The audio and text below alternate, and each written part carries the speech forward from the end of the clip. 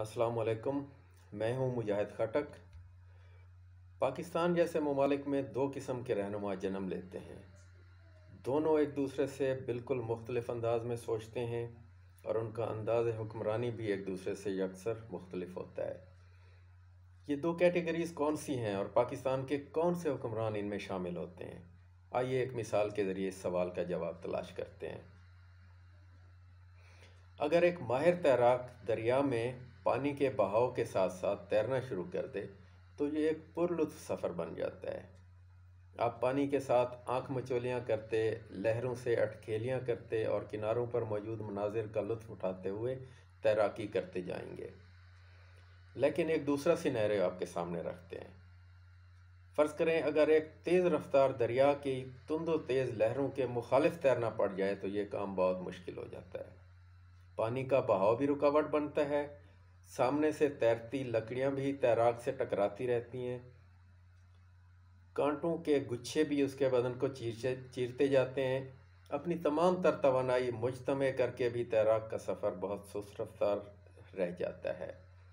हुक्मरान भी इसी तरह दो किस्म के होते हैं।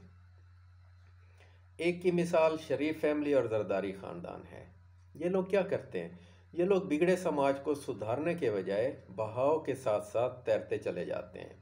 ये करप्ट मगर ताकतवर लोगों से हाथ मिला लेते हैं, ब्यूरोक्रेसी में वफादार तलाश कर लेते हैं, खरबोपति कारोबारियों के मफादात का ख्याल रखते हैं और अदालतों में अपने बदनों को एडजस्ट करा देते हैं। माफियाज के साथ समझौतों की ये तरतीब समाज के निचले दर्जे तक चली जाती है, जहाँ अपने सरगर्म हिमायतियों को ठेकों, सरकारी मुलाजमतों, टैक्स में छूट और इन जैसे बेशुमार तरीक़ों से नवाजा जाता है। इस तरीक़ेकार में मुल्क को आगे बढ़ाना और माशरे की इस्लाह करना मकसूद नहीं होता, बल्कि करप्शन और ख़राबियों को पाल पोस कर उनके ज़रिए इक़्तिदार बरकरार रखना मकसूद होता है। इस तर्ज़ सियासत में अगर माशरे में करप्शन फैल जाए, मेरिट का कुलाकुमा हो जाए और मईशत का बेड़ा गर्क हो जाए, इन्हें कोई परवाह नहीं होती। ये लोग समाज में तो गंदगी फैला देते हैं मगर अपने बदन पर उजले लिबास पहने रहते हैं। आम इंसान के बदन पर कपड़ों की जगह चीथड़े बच जाते हैं मगर इनकी पोशाकें हीरे जवाहरात से जगमगाती रहती हैं। इसके बरक्स अगर आप खराबियों से भरे इस पूरे निज़ाम को पलट कर इसे सीधे रास्ते पर डालने की कोशिश करते हैं तो ये तुंदो तेज़ पानी की लहरों के ख़िलाफ़ तैरने के मुतरादिफ काम होता है। अशराफिया से लेकर मिडिल क्लास हत्ता के लोअर मिडिल क्लास भी मुज़ाहमत पर उतर आता है। वकला, डॉक्टर, सहाफ़ी, मीडिया मालकान, बड़े सनतकार, शुगर माफिया, IPPs की कंपनियां और ना जाने इन जैसे बेशुमार तबके हुकूमत को नाकाम बनाने पर तुल जाते हैं।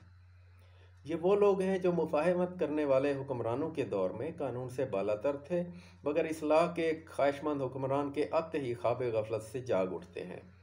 अदालतों में स्टे ले लिए जाते हैं, कानून साजी के ख़िलाफ़ प्रोपेगंडा किया जाता है, TV पर बहुत से एंकर झूठ बोलना शुरू कर देते हैं, शुगर माफिया चीनी की कीमतें बढ़ा देती है, बिजली माफिया आलमी अदालत में जाने की धमकियां देने लगती है, ज़मीनों पर कब्ज़ा करने वाले अपने सहाफ़ियों और पुलिस अफसरों के ज़रिए ब्लैकमेलिंग शुरू हो जाती है।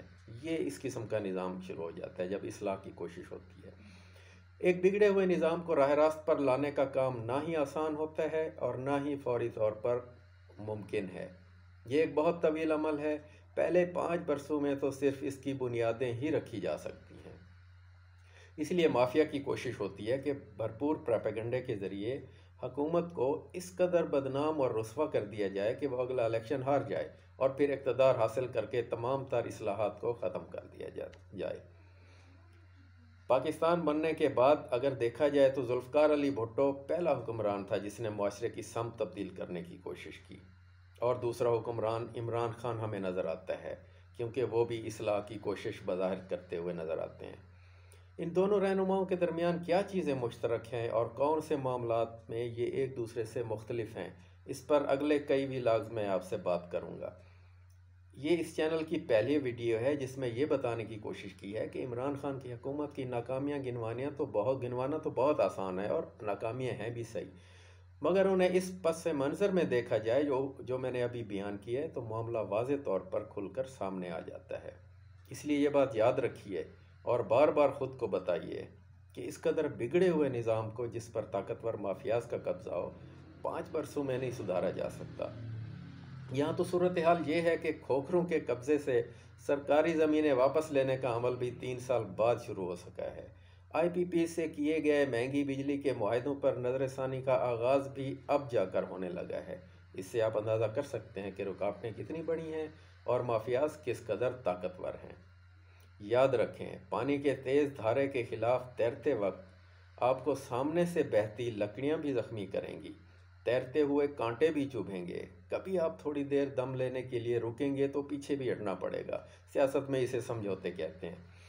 अगर इन लकड़ियों को पागलों की तरह टक्कर मारेंगे तो सर फूट जाएगा, कांटों से टकरा जाएंगे तो बदन लहूलुहान हो जाएगा।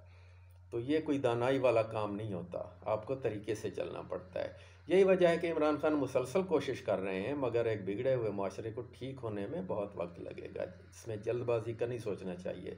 महातीर मोहम्मद को भी ज़वाल का शिकार मलेशिया को दुरुस्त करने में 2 दहाइयाँ लग गई थी। तैयब अर्दवान को भी तुर्की को 15 बरस ठीक करने में 15 बरस का तवील अरसा लग गया था। इमरान खान ने गुज़श्ते दिनों जब ये शिकवा किया कि 5 बरस की मुदत बहुत कम है, वो इसी तरफ इशारा कर रहे थे। इस वीलॉग पर अपनी राय दें। मुजाहिद खट्टक को इजाज़त दें। मिलते हैं अगली वीडियो के साथ। अल्लाह हाफिज़।